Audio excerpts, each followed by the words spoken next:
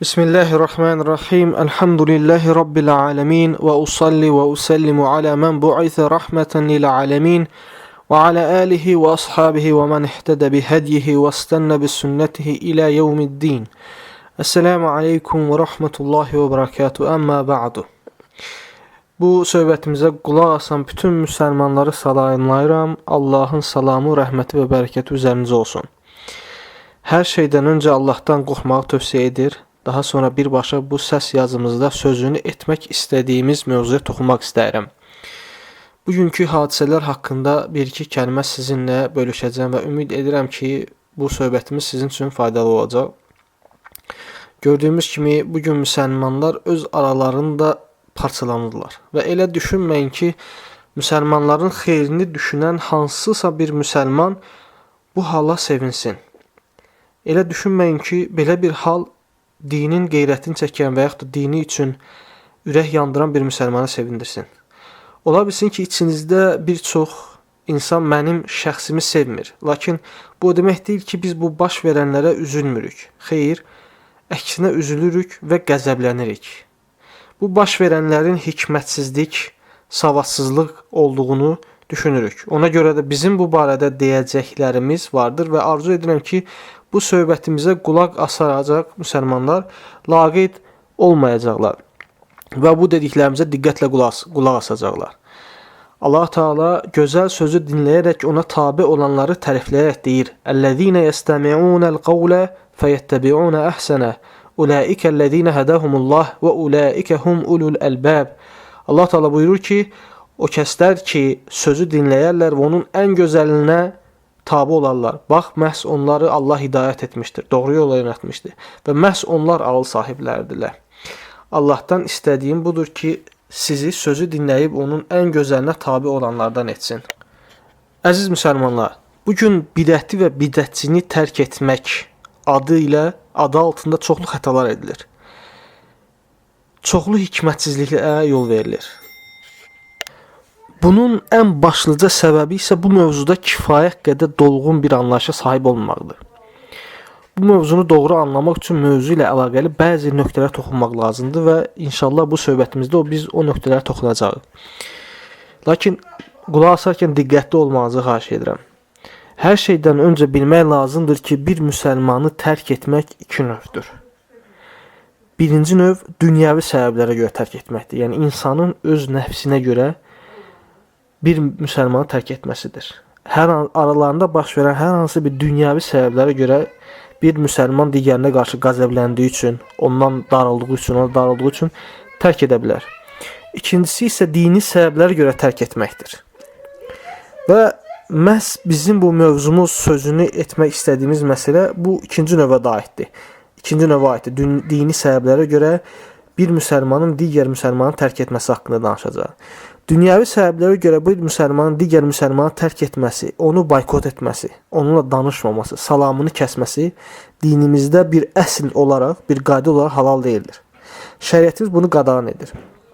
İmam Malik Əl-Muvatta kitabında Əbu Əyyub Əl-Ənsarinin hədisindən rəvayət edir ki, Allahın elçisi sallallahu əleyhi və səlləm buyurur: "La yahillu li muslimin an yahjura axahu fawqa 3 layalin. يلتقيان فيعرض هذا ويعرض هذا وخيرهم الذي يبدأ بالسلام." Peyğəmbər sallallahu əleyhi və səlləm buyurur ki, bir müsəlmana öz qardaşını 3 gecədən artıq müddətdə tərk etməsi halal deyildir. Belə ki, onlar görüşürlər, bu ondan üz döndərir, o isə bundan üz döndərir. Onların ikisindən, yəni onlardan ən xeyirlisi salamı birinci verəndir, başlayandır. Rəvayət kitablarının əksəriyyətində bu hədis qısa olaraq belə gəlir ki, "La yahillu li muslimi an yahjura axahu fawqa 3." Və bu bir qayda kimi fəqihlərin fiqh kitablarında qeyd etdiyi bir şeydir ki, bir müsəlmanın qardaşını 3 gündən artıq tərk etməsi halal deyildir. Və Abdullah ibn Mübarək Az-Zuhd kitabında Əbu Hüreyrənin hədisindən rəvayət edir ki, Allahın elçisi buyurur: "La yahillu li muslimi an yahjura axahu fawqa 3 ayyamin was-sabiqu as-sabiqu ila'l cennah." Bir müsəlmana qardaşını 3 gündən artıq tərk etmək halal deyildir. Onlardan birinci davranan, yəni birinci aranı düzəldən cənnətə də birinci daxil olandır. Bu hədislərin zahiri onu göstərir ki, bir müsəlman qardaşını 3 gün ərzində tərk edə bilər. Buna sanki icazə verilmişdir. Lakin ondan artığı tərk etmək, boykot etmək isə qadağandır. Burada deməli iki məsələ vardır. 3 gün üçün tərk etmək halaldırmı ya yox? Əksər alimlər bu görüşdədir ki, 3 gün müddətinə dünyəvi səbəblərə görə tərk etmək halaldır. Çünki hədisin usul elmində deyildiyi kimi məfhumu müxalifəsi onu göstərir ki, əgər 3 gündən artıq tərk etmək halal deyilsə, o zaman 3 gündən az tərk etmək halal olmalıdır. Yəni sözün qarşılığından anlaşılan, sözün əks tərəfindən anlaşılan məna bunu göstərir. Lakin bildiyimiz kimi usul-u fiqhdə o alimlər var ki, məfhumul müxalifəni dəlil saymırlar. Təbii ki, onlara görə 3 gündə tərk etmə halal deyildir. Lakin 3 gündən artıq tərk etmənin hökmü daha şiddətlidir. İkinci məsələ isə budur ki, hədisin ləfsi ümumidir. Yəni hədisdə qeyd olunmur ki, dünyəvi səbəblərə görə tərk etmək olar, lakin dini səbəblərə görə tərk etmək olmaz. Belə bir qeyd gəlməyib. Ona görə hədisin zahirindən götürsək, o zaman həm dünyəvi, həm də dini səbəblərə görə ümumiyyətlə müsəlmanı 3 gündən artıq tərk etməyə halal deyildir. Lakin bu ümumi məna murad deyildir, yəni qəsd olunmamışdır. Çünki bu ümumi məna digər hədis ilə xüsusiləşdirilmişdir. Bu ümumi mənanı bizim bildiyimiz Kəb bin Malikin hədisi xüsusiləşdirmişdir. Və bu Kəb bin Malikin qıssası çox məşhurdur. Və biz bilirik ki, bəzi səhabələr Təbuk döyüşündən geridə qaldılar və Təbuk döyüşündə iştirak eləmədilər. Ona görə Peyğəmbər sallallahu aleyhi və səlləm Təbuk döyüşündən geri qayıtdıqdan sonra Kəb bin Malik və onun dostlarını, yəni o kəslər ki, onunla birlikdə döyüşdən geri qalmışlar, onları tərk etməyi səhabələrinə əmr etdi. Onları boykot etməyi, onlarla danışmamağı, onlardan salamı kəsməyi səhabələrinə əmr etmişdi. Və bu hədis, bu qıssa alimlərə görə bir müsəlmanı dini səbəblərdən ötürü, yəni bidətinə görə, başqa cür desək, sözündə, əməlində, əxlaqındakı bidətlərə görə, günahlara görə tərk etməyin əslini təşkil edir. Bu hədis məhz bu hökmün, şəriətdəki bu hökmün əslini təşkil edir. Lakin çoxları şəriətin bu hökmünün arxasındakı hikməti və ya məqsədi anlamırlar. Bəlkə də anlayırlar, lakin tətbiqində ondan qafil düşürlər. Bu hökmün məqsədi həmin müsəlmanı bidətindən və ya fasiqliyindən çəkindirməkdir, ona dərs verməkdir, onu ədəbləndirməkdir. Yoxsa sadəcə olaraq istənilən halda, hər bir halda məsləhətə və yaxud da məfsədəyə baxmadan bidətçini, fasiqi tərk etməyi əmr etməmişdir şəriətimiz. Ona görə də bu hədisin şərhinə baxdıqda alimlərin məhz o qeyd etdiklərini açıq şəkildə görə bilərik. Misal üçün, Məğribin hafizi İmam İbn Abdülbər bu hədis haqqında deyir ki, وَفِي حَدِيثِ كَعْبٍ هَذَا دَلِيلٌ عَلَى أَنَّهُ جَائِزٌ أَنْ يَهْجُرَ الْمَرْءُ أَخَاهُ إِذَا بَدَتْ لَهُ مِنْهُ بِدْعَةٌ أَوْ فَاحِشَةٌ. Deməli, İbn Abdülbər deyir ki, Kəbin bu hədisində dəlil var ki, bir insanın öz qardaşını, əgər o qardaşında hər hansı bir bidət və yaxud da bir fahişə, yəni əxlaqsızlıq və yaxud da bir günah iş üzə çıxarsa, görünərsə, ona görə tərk etməsi caizdir, icazəlidir. Lakin bu cümlənin davamında qeydi zikr edir və deyir ki, yərcu ən yəkuna hicranuhu tə'dibən ləhu və zəcrən anhə. Əgər yəni ki, o ümid edirsə, gözləyirsə ki, onu tərk etməsi ona bir tədib, ədəbləndirmə, bir dərs olacaq. Və zəcrən anhə. Və həmin o bidətindən, o fahişəsindən onu daşındıracaq, onu çəkindirəcək. Özünüz düşünün, nə üçün şəriət, özünüz düşünün, bu məsələni diqqət edin, nə üçün şəriət kafiri boykot etməyi, kafirlə danışmağı qadağan etməyib, lakin bidətçi və fasiqi boykot etməyə çağırıb. Çünki bu hökmün üzərində düşünsəniz, sizə şəriətin məhz bu hissəsi, bu mövzusu bir qədər daha da aydınlaşacaq. Çünki şəriətimizdə gəlməyib kafirlə danışmaq olmaz, qadağandır, kafirlə salam kəsmək vacibdir, kafirin salamını alınmaz. Bu cür hökmlər gəlməyib. Lakin hökmlər gəlib bidətçi və yaxud da fasiq bir müsəlmanı tərk etmək, onu boykot etmək. Və bu nöqtədə bəzi alimlərin cavabları var. İbn Battal və digərlərinin cavabları var. İbn Həcər El-Fəth kitabında bu alimlərin görüşlərini qeyd edir və sonra deyir ki, El-hicranu alə mərtəbəteyn. Hicran iki mərtəbə, iki təbəqədir, iki dərəcədir. El-hicranu bil qalbi vəl-hicranu bil lisani. Qəlbdə tərk eləmək və dildə tərk eləmək. Qəlbdə boykot etmək, dildə boykot etmək. Fəhicranul kafiru bil qalbi və bi tərk təvəddüd və təavun və tənasuri. Kafiri tərk boykot etmək qəlbdə olur. Ona sevgini, onunla yardımlaşmağı, ona dəstək göstərməyə tərk etməklə olur. La siyyəmə izə kana harbiyən. Xüsusilə də kafir hərbi kafirdirsə, yəni əgər aramızda onunla bir razılaşma, bir sülh yoxdursa. Və innəmə ləm yuşra hicranuhu bil kəlami li adami irtida'ihi bidəlikə an kufrihi bi xilafil asi el-muslim fə innəhu yənzəciru bidəlikə qalibən. Ona görə şəriətdə kafiri tərk etmək ona görə gəlməyib ki, çünki bu boykot eləməklə onu küfründən daşındırmaq olmur. Çünki boykot eləməklə onu küfründən daşındırmaq olmur. Müsəlmanlar əgər tərk edərsə kafirlər küfründən dönməzlər. Bi xilafil asi el-muslim. Lakin bu nöqtədə asi müsəlman fərqlənir, kafirdən fərqlənir. Çünki onu tərk etdikdə çox zaman, qeyd edir ki, çox zaman müsəlman o əməldən çəkinir. Bunu anlamaq çox önəmlidir. Çünki yalnız bunu anladıktan sonra şəriətin bu hökmünü doğru şəkildə tətbiq etmək mümkün olacaqdır. Əks təqdirdə xətalara yol veriləcək. Üstəlik dərk etmək lazımdır ki, bidətçiləri və fasiqləri tərk etmək, onları boykot etməyin hökmündə alimlər yekli rəydə olmayıblar. Yəni hamısı bütün alimlər deməyiblər ki, bidətçini və fasiqi hər bir halda tərk etmək vacibdir. Onlar öz aralarında ixtilaf ediblər. Misal üçün Allamə İbn Muflih bu mövzunu Əl-Ədəb-ü Şər'iyyə kitabında ələ alır və orada geniş bir mövzu açır, orada görüşləri zikr edilir. Hətta İmam Əhməddən gələn birdən çox rəvayəti zikr edilir orada. İbn Muflih həmin bölməni başlayarkən deyir ki, etiqadında, sözündə, əməlində günah, məsiyyət edən birini tərk etmək, yəni həcr etmək sünnətdir. Demir vacibdir, sünnətdir. Və sonra digər görüşləri zikr edir. Və ikinci görüş olaraq deyir ki, əgər münkərindən çəkinəcəksə tərk etmək vacib olur. Əks təqdirdə isə, yəni bilirsən ki, sən tərk edəsən onu, o öz əməlindən, öz münkərindən çəkinməyəcəksə, bu halda isə vacib yox, müstəhəbdir. Bu ikinci görüş idi. Üçüncü görüş, misal üçün, deyir ki, fərz-ü kifayədir. Yəni, hər bir müsəlmana tərk etmək vacib deyildir. Lakin cəmiyyətin içərisində seçilən xeyr əhli, salih insanları, nüfuz sahibi kəslərin tərk etməsi fərzdir.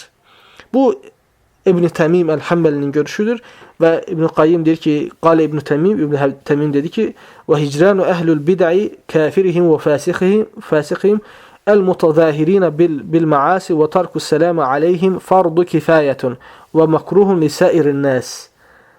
İbn Təmim deyir ki, bidət əhlindən olan kafirlər və fasiqlər. Və burada qeyd edilir, kafir mütləq olaraq yox, bidət əhlindən olan kafirlər, yəni mürtədlər. Və onların fasiqləri hansılar ki, günahlarını, yəni bidətlərini, fasiqliklərini təzahür edirlər. Yəni aşkarda göstərirlər. Və tarkus salamu aleyhim fardu kifayədir. Və onlara salamı tərk etmək ümumiyyətlə fərz-ü kifayədir. Və məkruhun lil-sairin nas. Digər insanlara isə məkruhdur. Yəni digər insanlara onu tərk etmək məkruhdur. Bu İbn Təmimin görüşüdür və təbii ki, digər alimlər də var ki, bu görüşdə onunla müvafiq olublar. Dördüncü görüş İbn Muflih zikr edir və deyir ki, daha bir görüşə görə isə bidəti və fasiqlik gizli olanların eybi gizli saxlanır, lakin bidətinə dəvət edənlər və aşkarda fasiqlik edənlər isə tərk olunur. Yəni burada fərz-ü kifayə yox, burada bütün insanlara aid edilir bu hökm. Beşinci görüş, hər bir halda tərk etmək vacibdir. Yəni, heç bir qeyd qoyulmur, lakin bir istisna edilir ki, salamı vermək istisnadır, salamı tərk etmək olmaz. Yəni, əgər bidətçi və yaxud da fasik salam verərsə, salamı qaytarmaq lazımdır. Altıncı görüşdə bu görüşlə eynidir, lakin orada salam istisna edilmir. Deməli, biz görürük ki, alimlər bu məsələdə bir görüş üzərində olmayıblar, fərqli görüşlər üzərində olublar bunları nəzərə almaq çox önəmlidir. Yəni belə bir şəraitdə bir şey gəlməyib ki, ümmət icma edib ki, bidət əhlini tərk etmək hər kəsə vacibdir. Belə bir görüş, belə bir icma yoxdur. Təbii ki, bu ictihadi bir məsələdə alimlərin də öz aralarında ixtilafı olmuşdur. Lakin bu görüşlərin arasında xüsusilə sələfin məzhəbini təhlil edən və burada hasil, yekun bir görüş ortaya qoyan alimlərimizdən biri də Şeyxülislam İbn Teymiyyədir. Bütün bunları qeyd etdikdən sonra İbn Teymiyyənin bu mövzu haqqında görüşünü nəzər salar və mən düşünürəm ki, müsəlmanlar İbn Teymiyyənin bu barədəki düşüncələrindən cahildirlər. Yəni onların bu barədə İbn Teymiyyənin nə görüşdə olduğunu bilmirlər, kifayət qədər məlumata sahib deyirlər. Nəzərə alsaq ki, İbn Teymiyyənin bir alim kimi sünnəti sevən müsəlmanların xatirində məkanı uzadır, düşünürəm ki, onun sözlərinin də onlar üçün faydası olacaqdır və təsiri olacaqdır. O zaman İbn Teymiyyənin sözü bir qədər uzun olsa da çalışacağım onu oxuyun və oradan faydaları sizlərə çatdırım. İbn Teymiyyə deməli hicran, yəni həcri iki növə ayırır. Birinci, münkər əməlin özünü tərk eləmək haqqında danışır. Münkər əməlin özünü tərk eləmək haqqında danışır və münkər əməlin tərkinin hər bir halda vacib olduğunu deyir. Əgər bir məclisdə içki içirlərsə, təbii ki, o məclisi tərk eləmək vacibdir və bu məsələdə bir problem yoxdur. Sonra keçir ikinci növ haqqında danışır. Deyir ki, ən-nəv'u-thani, ikinci növ əl-həcru alə vəchi-tə'dib. İkinci növ tədib məqsədi ilə tərk etməkdir, boykot eləməkdir. Tədib yəni ədəbləndirmək. Və huwa həcru mən yudhiru el-munkarat yuhceru hatta yatuba minha. Və bu həcr, bu boykot münkərləri aşkarda göstərənin boykotudur ki, yəni onun tərk edilməsidir ta ki o münkərlərdən tövbə etsin. Kəmə həcrən nəbiyyü sallallahu aleyhi səlləm والمسلمون الثلاثة الذين خلفوا حتى أنزل الله توبتهم.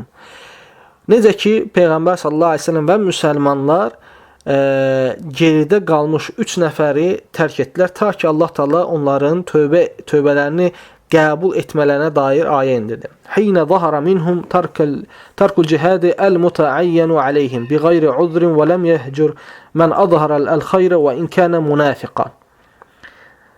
O zaman ki onlara vacib buyurulmuş cihadı tərk etdilər, üzürsüz, səbəbsiz tərk edədilər. O zaman Peyğəmbər və müsəlmanlar, Peyğəmbər sallallahu aleyhi ve sellem və müsəlmanlar bu 3 nəfəri tərk edədilər.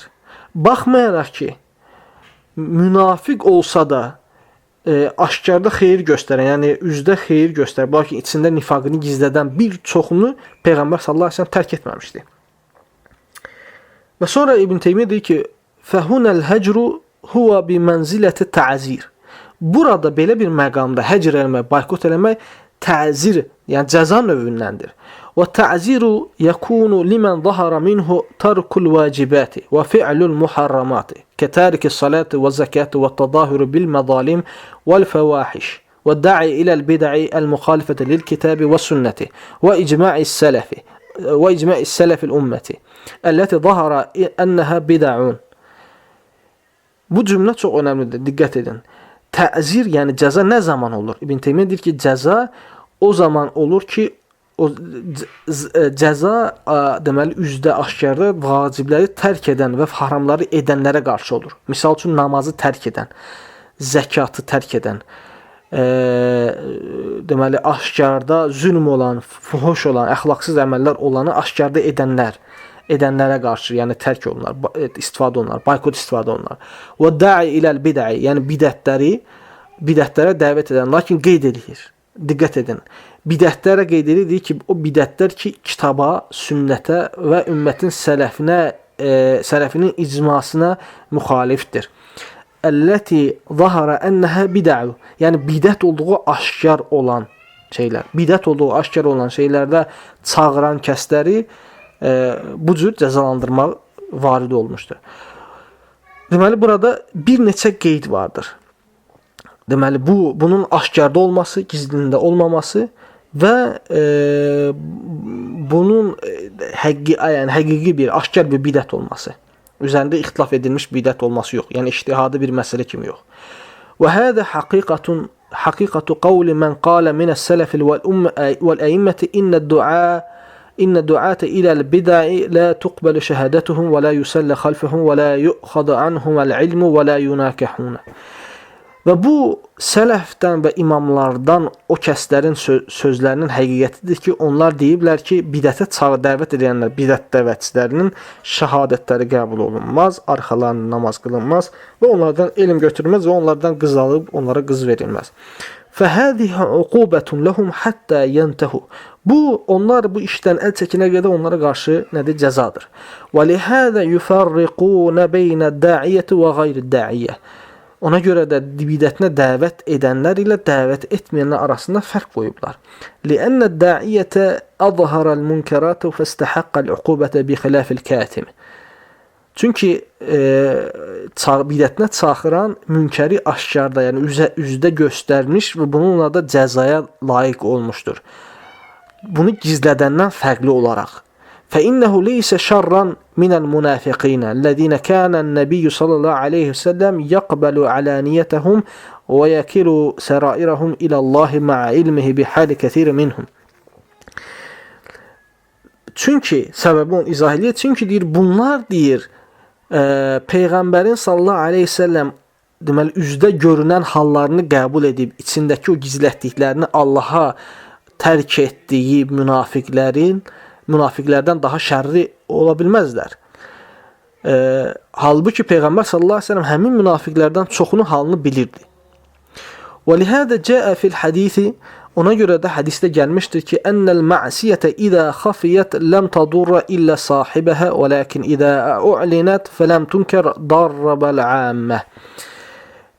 Deməli, hədisdə innel ma'siyyətə idə xafiyyət, əgər ma'siyyət, yəni günah gizli qalarsa, ləm tadurra illə sahibəhə. Yəni, həmin günahın sahibindən başqa heç kəsə zərər verməz. Və lakin idə u'linət, əgər aşkara çıxarsa, aşkarda edilərsə, fələm tunkər və inkar olunmazsa, yəni ətrafdakı insanlar tərəfindən inkar olunmazsa, darratəl əmmə və bütün, yəni ümumi cəmaata zərər verər.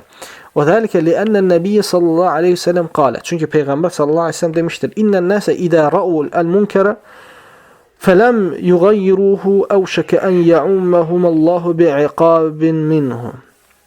Deməli, Peyğəmbər sallallahu aleyhi ve sellem demiş ki, əgər insanlar bir münkəri görərsə və onu dəyişməzsə, Allahın onları bir cəza ilə, bir bəla ilə cəzalandırmasına az qalmışdır. Fəl munkəratu zahira yecibu inkaruha. Zahir olan münkərləri inkar etmək vacibdir. Bi xilafil batinə. Lakin gizli münkərlər isə fərqlənir burada. Fə innə uqubətuhə alə sahibihə xassatan. Bu zaman deyir, onu deyir cəzalandırma, gizli münkərə cəzalandırma yalnız onun xüsusilə sahibinə aiddir. Məsələn, sən əgər bir qardaşının gizlində bir münkər etdiyini bilirsənsə, o zaman sən onu yalnızca gizlincə onu ailədə tərk etməklə və yaxud da onu danlamaqla sən cəzalandırmasını, o münkərdən əl çəkdirməlisən. وهذا الهجر يختلف باختلاف الهاجرين في قوتهم وضعفهم وقلتهم وكثرتهم. Və bu həcr, bu boykot növü, bu cür tərk etmək, deməli, tərk edənlərin halının fərqli olması ilə hökmdə fərqlənir. Yəni, tərk edənlərin qüvvətli olub, yoxsa zəif olmaqları, saylarının az və yaxud da çox olmaqlarından asılıdır məsələ. وكثرة فإن المقصود به زجر المهجور وتأديبه ورجوع الآمة عن مثل حاله. Çünki bunun yəni burada bu hökmün məqsədi ondadır ki, tərk olunan adamı deməli cəzalandırmaqdır, onu bu işindən çəkindirməkdir, ona dərs verməkdir və qalan, yəni kütləni, yəni insanları onun halından çəkindirməkdir ki, onlar onun halına aldanmasınlar. فإن كانت المصلحة في ذلك راجحة بحيث يفضي هجره إلى ضعف الشر وخفته كان مشروعا. Əgər burada, yəni onu tərk eləməkdə daha üstün olan məsləhət varsa ki, əgər o tərk edilsə, bu onun şərrinin azalmasına və onun şərrinin gizli qalmasına gətirib çıxardacaqsa, bu məşrudur. Yəni şəriət buna icazə verir. Və in kana la al-mahjura və la ghayruhu yartadi'u bizalika bel yazidu şerran والهاجر ضعيف بحيث يكون مفسدة ذلك راجحة على مصلحة لم يشرع الهجر. Yox, əgər tərk olunan kim ki, yəni boykota məruz qalır, yəni o boykot olunur və nə o nə də digərləri bundan çəkinməyəcəksə, əksinə şəri daha da artacaqsa və tərk edən, yəni o müsəlman ki, bidətçini, fasıqı tərk edir, o zəifdir. Yəni nəticədə o tərk etdikdə bu əməlin məfsədəsi, yəni fəsadı məsləhətindən daha ağır olarsa, o zaman bu cür tərk eləmə şəriətimizdə gəlməyib. Bəl yəkunu ət-tə'lifu li ba'din nasi anfa'a minəl həcr. Əksinə deyir, ola bilər ki, insanların arasını birləşdirmək, düzəltmək onu tərk eləməkdən daha faydalı olsun. Vəl-həcru li ba'din nasi anfa'u minət-tə'lifi. Və də ola bilsin ki, bəzi insanları tərk eləmək onların arasını, yəni araları düzəltməkdən daha faydalı olsun. وَلِهَذَا كَانَ النَّبِيُّ صَلَّى اللّٰهُ عَلَيْهِ وسلم يَتَأَلَّفُ قَوْمًا وَيَهْجُرُ آخَرِينَ. Deməli, buna görə də Peyğəmbər sallallahu əleyhi və səlləm insanların bir hissəsi ilə aranı düzəldirdi, onlarla xoş münasibətlər qurardı, digərlərini isə tərk edərdi. Kəmə ənə thələthətəl-ləzīnə xullifu kənu xayran min əktəril müəlləfətil qulubihim.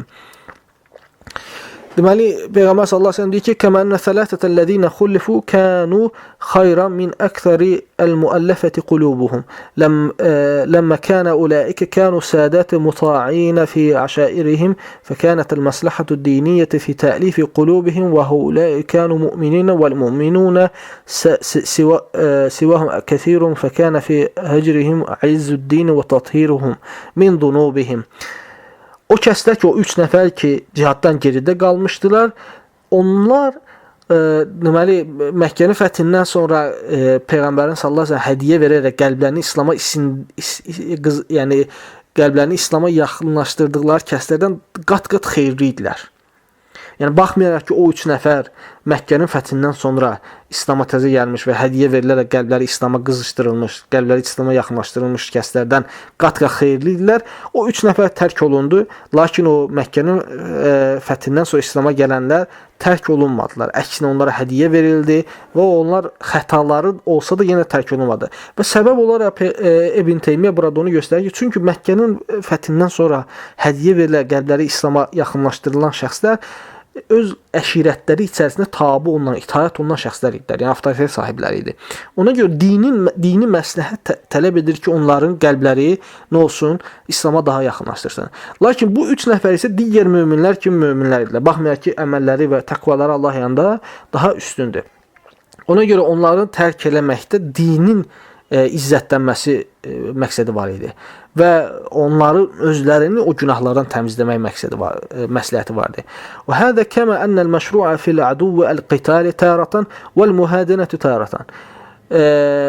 Və bunun bir başqa misalı odur ki, bəzən düşmənlə müharibə etmək, döyüş etmək məsləhətdir və bəzən də onlarla sülh bağlamaq məsləhətdir.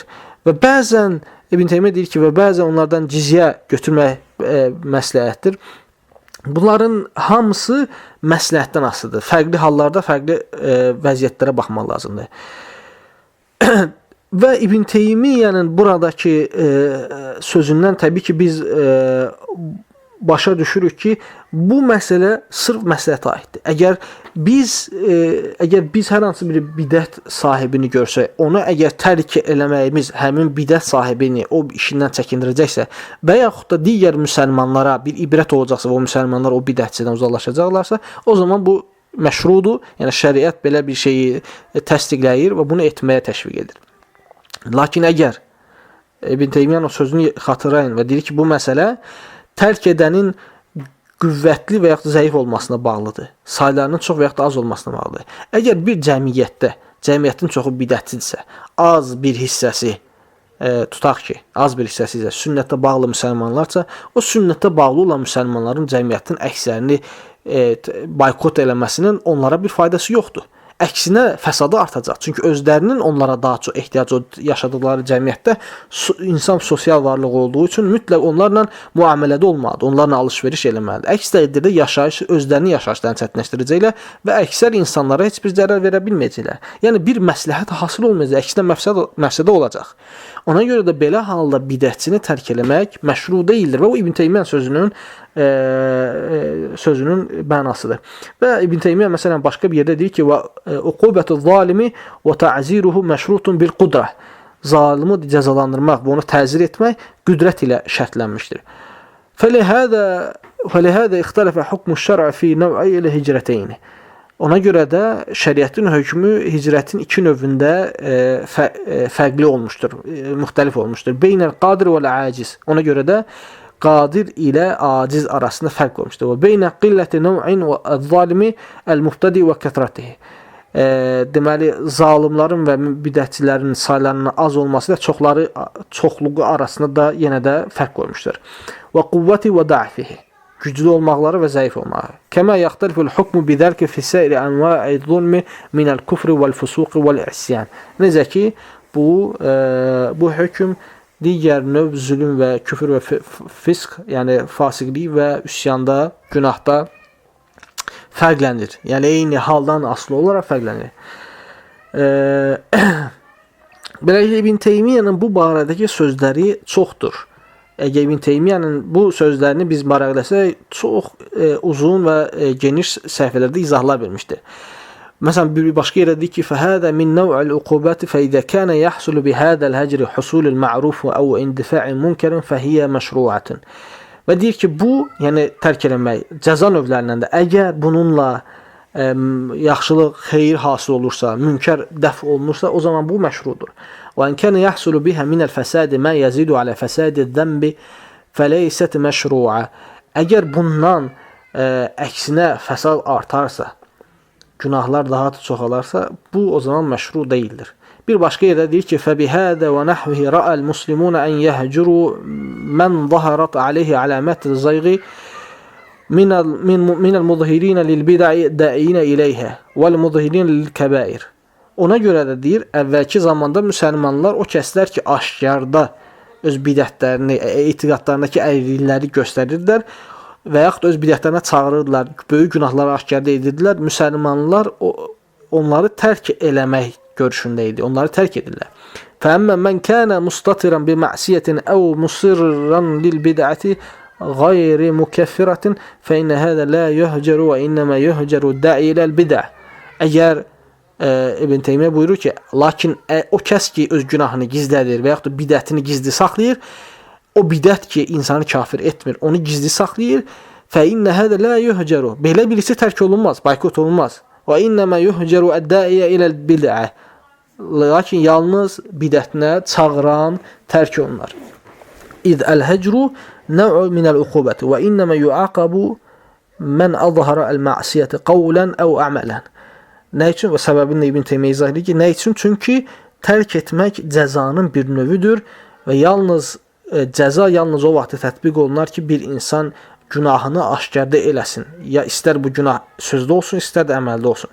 وأما من أظهر لنا خيرا فإن نقبل علانيته ونكل سريرته إلى الله تعالى فإن غايته أن يكون بمنزلة المنافقين الذين كان النبي صلى الله عليه وسلم يقبل علانيتهم ويكل سرائرهم إلى الله لما جاءوا إليه عام تبوك يحلفون ويعتذرون يعتذرون. Deməli İbn Teymiyyə buyurur ki, Çünki burada ən uzağı, yəni belə biri o kəs ki, aşkarda bidət göstərmir, aşkarda bir günah göstərmir, lakin şübhə var ki, bu insan qəlbində, daxilində bidəti gizlədir. İbn Teymiyyə deyir, belə biri ən pis halda münafiq olacaqdır.